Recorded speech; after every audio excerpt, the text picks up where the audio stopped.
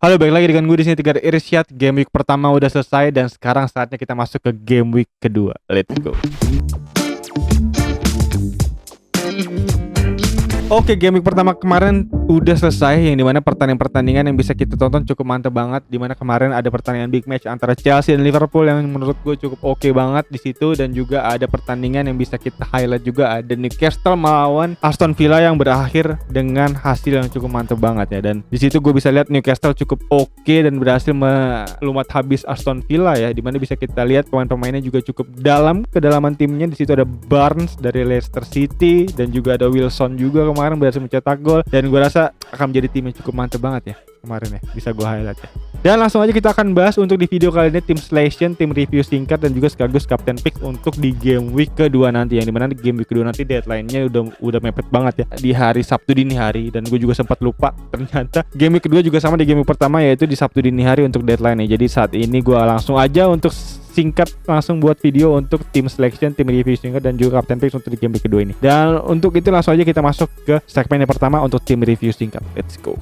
Oke, di game week pertama gue mendapatkan 74 poin ya, dimana 72 poin di line up utama dan juga 2 poin dari bench ya. Dimana kemarin bench gue naik yaitu Baldock, karena pemain utama gue ada Stones yang gak main ya, 0 ya, karena dia cedera kabarnya. Dan juga di sini ada bench gue yaitu Joao Pedro yang cukup oke dengan 7 poin, dan Turner juga 2 poin. Jadi bench gue di sini ada 10 poin ya untuk pemain back dan juga pemain depan gue. Dan di sini langsung aja kita akan bahas satu-satu, dimana Onana gue mendapatkan 9 poin di sini dengan menit bermain 90 menit, dan juga clean sheet 1 clean sheet, dan juga saves-nya yang cukup oke dengan 6 saves. Dan ini dia mendapatkan bonus poin artinya ya 1 poin, dan juga dapat bonus saves. Jadi cukup oke di sini Onana berhasil return dengan poin yang cukup fantastis untuk seorang kiper di game week pertama ini, yaitu 9 poin. Dan selanjutnya ada Gabriel dengan 1 poin, dan juga ada Estupinan dengan 7 poin. Yang dimana Estupinan berhasil assist ya, 1 assist ya terhadap kemenangannya Brighton di game week pertama kemarin, dan juga ada Mitoma di sini dengan 1 assist juga dengan 5 poin. Jadi cukup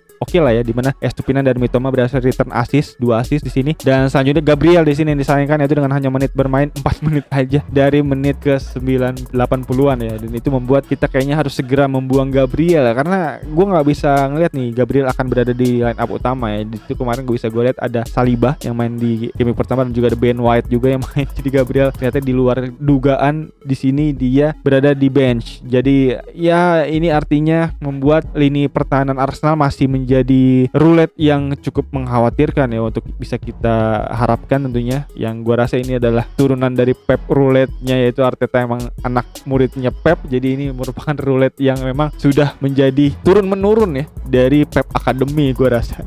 Dan selanjutnya di lini tengah ada Rashford dengan 3 poin, dan juga ada Saka dengan 10 poin. Dimana Saka cukup oke dengan golnya, yaitu 1 gol dan juga bonus poinnya 3 poin. Dimana kemarin Arsenal seingat gue menang 2-1 ya. Dan di situ Martinelli berhasil mencetak 1 assist juga. Jadi cukup oke. 2 pemain Arsenal gue yang di ujung tombak depan ini berhasil menyumbang 5 poin untuk tim gue. Dan selanjutnya ada Rashford dengan 3 poin aja, yang sebenarnya juga gue gak terlalu worry karena semua orang punya Rashford. Jadi gue gak terlalu bermasalah untuk 3 poinnya Rashford. Dan juga ada Diego Jota, satu-satunya pemain yang bisa gue bilang adalah pemain andalan gue untuk di tim ini ya, karena ini salah satunya pemain diferensial yang gue gunakan. Diego Jota gue ganti dari Luis Diaz, dimana Luis Diaz berhasil mencetak gol. Jadi pergantian kemarin gue rasa jadi cukup salah jadinya gue ya, karena harusnya Luis Diaz bisa menyumbang poin yang cukup oke kemarin, tapi sayangnya di sini Jota hanya 1 poin aja. Dan gue harap di pertandingan ke depan bisa switch, Jota kembali mengeluarkan kemampuannya yang bisa kita lihat ya di pramusim kemarin, kita harap tentunya. Dan juga yang di luar dugaan adalah Diego Jota pemain yang diganti ya di menit 60-an, dan Luis Diaz yang terus bermain hingga 90 menit. Jadi benar-benar masih cukup abu-abu untuk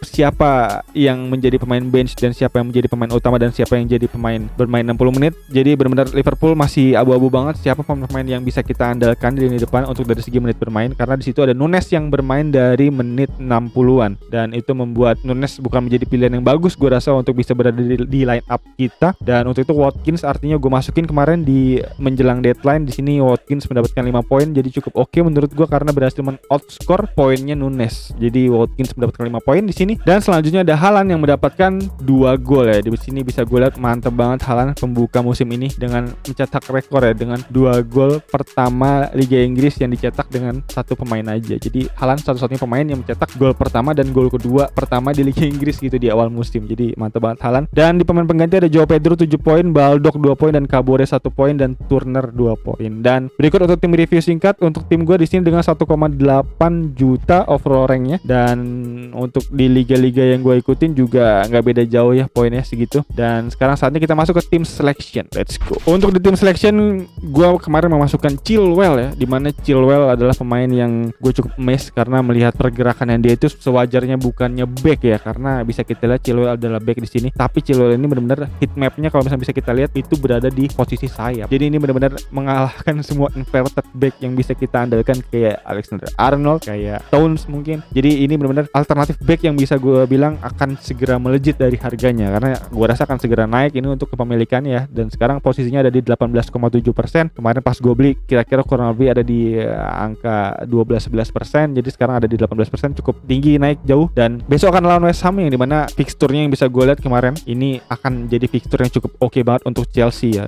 dimana dari game week kedua sampai game week ke-8 besok relatif hijau semua untuk difficulty rate-nya. Di sini ya besok lawan West Ham, game week 3 lawan Luton, game week 4 lawan Nottingham Forest, game week 5 lawan Bournemouth. Jadi pertandingan yang bisa gue bilang akan menjadi potensi bagus poinnya untuk Chilwell, dimana Chilwell kemarin sempat mencetak gol juga yang gue cukup deg-degan juga ya untuk Chilwell bisa mencetak gol ya. Untungnya dianulir oleh VAR dan gue rasa akan datang waktunya dimana Chilwell bisa menjadi lumbung gol lah untuk tim lawan dari Chelsea. Dan Chilwell masuk ke tim gue gantikan dari Stones yang masih merah untuk kondisinya ya, karena gue nggak tahu dia apakah akan main apa enggak, karena kemarin terakhir gue lihat 25% juga untuk kemungkinan bermainnya karena kenok ya pasca pramusim kemarin nih yang nggak dilihat oleh manajer FPL tentunya ya, gak ada kabar apa-apa, tahu-tahu nggak main, tahu-tahu nggak ada di bench. Jadi benar-benar di luar dugaan oleh para manajer. Dan sekarang gue ganti ke Chilwell yang dimana semoga aja cukup oke. Dan sekarang tim gue kurang lebih seperti ini, yang dimana gue rasa kiper tetap harus masuk Onana ya, karena Onana menjadi kiper yang cukup oke kemarin. Dan untuk pemain belakang gue ada Chilwell, Gabriel, dan Estupinan, yang dimana Gabriel juga gue agak cukup worry apakah dia akan kembali di bench. Kalau emang besok di bench lagi, gue rasa akan segera gue ganti dengan pemain back gue yang lain, yaitu oleh Baldock ya. Dan selanjutnya ada Estupinan tentunya jadi salah satu pemain yang cukup tinggi return expected assist-nya ya dari pertandingan pertama kemarin ya, bersanding dengan Mitoma ya dengan 1,04 kemarin gue lihat. Jadi gue rasa akan menjadi potensi yang bagus juga untuk Brighton dan juga Estupinan untuk di game week ke depan untuk poin-poin yang kita harapkan tentunya, karena besok dia akan melawan Wolves dan juga akan melawan West Ham United besok. Dan selanjutnya ada Mitoma lawan Wolves juga di sini yang kemarin juga menyumbang assist ya untuk kemenangan Brighton 4-1 terhadap Luton. Dan selanjutnya di lini tengah gue ada Rashford tentunya yang nggak boleh ketinggalan, masih bisa gue andalkan di lini depan. Dan juga ada Saka lawan Crystal Palace, dan ada Diogo Jota lawan Bournemouth, Martinelli lawan Crystal Palace, yang dimana Arsenal lawan Crystal Palace masih menjadi pertandingan London yang cukup oke harusnya ya. Dan dimana Arsenal masih menjadi advantage lebih tentunya, masih memiliki potensi yang lebih besar tentunya untuk bisa menang. Jadi Saka dan Martinelli masih menjadi potensi pemain yang cukup gacor untuk di game week kedua. Dan selanjutnya ada Haaland dan Watkins yang masih berada di posisi depan di game week kedua besok, karena Watkins lawan Everton di home yang gue rasa Aston Villa akan menggila ya, karena baru aja kalah cukup besar ya terhadap Newcastle kemarin, yang dimana Watkins juga kemarin menyumbang assist di gol pertamanya Aston Villa. Jadi gue rasa Watkins akan cukup gacor besok melawan Everton ya, karena Everton sendiri masih cukup agak riskan ya, karena kemarin Everton juga mengalami kekalahan ya terhadap Fulham dengan skor 0-1, yang mana bisa gue lihat Everton kayaknya masih kurang untuk lini depannya, kurang tajam, kurang ada finishing, kurang klinis untuk pemain-pemain depannya. Jadi gue rasa masih menjadi potensi yang bagus juga untuk Aston Villa untuk bisa clean sheet di game week kedua besok. Dan sekaligus juga Watkins gue harap menjadi skor ya untuk di game week besok, dimana lawan Everton juga gue rasa harusnya bisa menjebol Pickford di game week kedua besok. Dan selanjutnya di lini pengganti gue ada Turner lawan Sheffield United, yang dimana Sheffield United sendiri juga belum kelihatan untuk tajinya. Mungkin Nottingham Forest masih berada di atas sedikit ya dari Sheffield United untuk di game week kedua besok. Jadi tentunya Turner memiliki potensi clean sheet untuk di pertandingan besok, karena sejauh ini juga Sheffield United belum mencetak gol ya untuk di Premier League hingga game week kedua ini. Dan ada Joe Pedro lawan Wolverhampton, yang dimana Joe Pedro juga cukup oke banget dengan 7 poin ya di game week pertama. Gua nggak expect dia bakal cetak poin oke di game week pertama kemarin, dan sekarang dia berada di tim yang benar ya, gue rasa ya, di tim yang cukup mantap ya bersama Brighton dengan support yang cukup oke juga. Estupinan, Mitoma, March, jadi gue rasa nama-nama yang cukup bagus di sini bisa mensupport Joe Pedro ya di sini ya. Jadi Joe Pedro memiliki kans yang bagus untuk berada di bench gua di sini untuk menjaga kira-kira kalau pemain ada yang nggak main, mungkin Joe Pedro bisa naik dengan potensi poin yang bagus. Dan ada Baldock juga lawan Nottingham Forest, dan juga ada Kabore yang blank game week. Ini blank game week yang cukup early banget ya, di game week kedua udah ada blank game week, yaitu Luton dan juga Burnley. Dan berikut untuk tim selection yang bisa gue sampaikan, dan untuk captain picks seperti biasa akan gue buka untuk understar.com untuk data-datanya, di mana untuk captain picks untuk melihat data tentunya masih agak belum relevan ya, karena masih baru satu game week juga, dan tentunya masih belum bisa berbicara banyak data statistik yang bisa kita lihat di sini. Tapi tentunya balik lagi, data statistik harus kita lihat tentunya, di mana untuk data statistik EPL game week pertama kemarin untuk posisi player dengan expected goal tertinggi ada di Joe Pedro, nama yang baru kita sebut tadi di bench ya. Joe Pedro udah di posisi pertama dengan 1,43 expected goal, dan dengan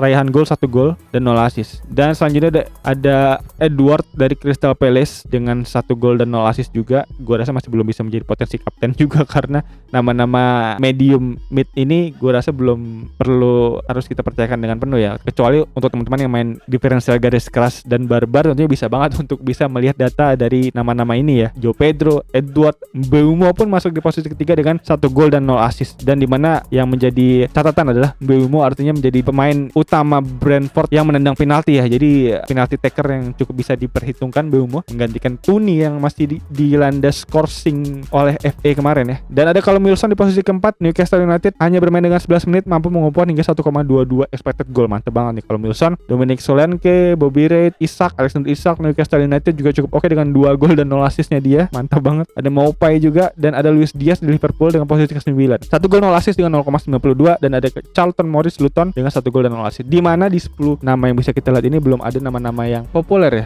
Nama-nama yang dimiliki oleh para banyak manajer. Jadi tentunya kita masuk ke page kedua, ya, di mana Erling Haaland, akhirnya kita menemukan nama populer di sini. Erling Haaland di posisi ke-13 dengan 2 gol dan 0 assist dengan expected goalnya 0,88. Ini mana bisa gue lihat kemarin di pertandingan City kemarin, Haaland marah-marah untuk tidak dibagi gitu oleh Bernardo Silva, dan bisa gue lihat di akhir babak pertama ada sedikit ketegangan antara Pep Guardiola, Bernardo Silva, dan juga Erling Haaland yang mempermasalahkan suplai bola yang kurang untuk Haaland. Jadi tentunya Haaland gue rasa untuk di pertandingan besok mungkin akan mendapatkan suplai bola lebih banyak lagi ya, karena Haaland tuh kayak perlu support penuh dari timnya untuk bisa banyak mencetak gol, dan dimana dengan peluangnya sedikit Haaland mampu mencetak 2 gol, 0,88 expected goal, mampu mencetak 2 gol. Jadi adalah salah satu striker dengan klinis yang tinggi. Jadi tentunya nggak perlu kita ragukan lagi ya untuk Haaland bisa terus mencetak gol di game week selanjutnya. Dan ada satu nama lagi, Tonali, yang cukup perlu gue pertimbangkan banget, karena Tonali ternyata bermain sebagai attacking midfielder juga ya, bergantian dengan Bruno Guimaraes kemarin bisa gue lihat. Jadi cukup kaget gue Tonali bisa tune in dengan sebegitu cepatnya di Newcastle. Mantap. Selanjutnya belum ada nama-nama lain yang cukup oke sejauh ini, dan mungkin nama yang bisa kita pertimbangkan ya untuk kapten, yang pertama ada Erling Haaland lagi tentunya, dan yang kedua mungkin untuk diferensial bisa Joe Pedro. Untuk teman-teman yang punya Joe Pedro bisa diambil. Brighton akan menghadapi Wolverhampton, dan ada Callum Wilson juga ya, Newcastle United yang akan menghadapi Manchester City, dan itu nggak bisa Newcastle United tolong di up dulu karena lawannya Manchester City. Dan sejauh ini ada Arsenal juga yang lawan Crystal Palace, berarti artinya ada Saka ya yang bisa menjadi pilihan ya. Walaupun memang gue nggak bisa melihat Saka di data 3 page awal ini, tapi tentunya dari segi eye test yang bisa gue lakukan kemarin, Saka cukup oke banget di pertandingan kemarin, dan sekaligus juga penalty taker ya untuk Arsenal. Jadi tentunya Saka bisa menjadi pilihan kedua yang reasonable untuk bisa teman-teman ambil. Dan di posisi ketiga tentunya ada Rashford ya, dimana Rashford lawannya Tottenham Hotspur juga, dan gue selalu cukup optimis untuk bisa melihat pertandingan dengan tim-tim yang cukup barbar mainnya. Jadi tentunya ya, besar kemungkinan untuk bisa mencetak gol ya, dan itu ada di tangan Rashford. Dan juga tentunya ada Tottenham Hotspur yang menjadi catatan, ada Maddison, dimana Maddison mencetak 2 assist, dan di situ bisa kita lihat dari permainan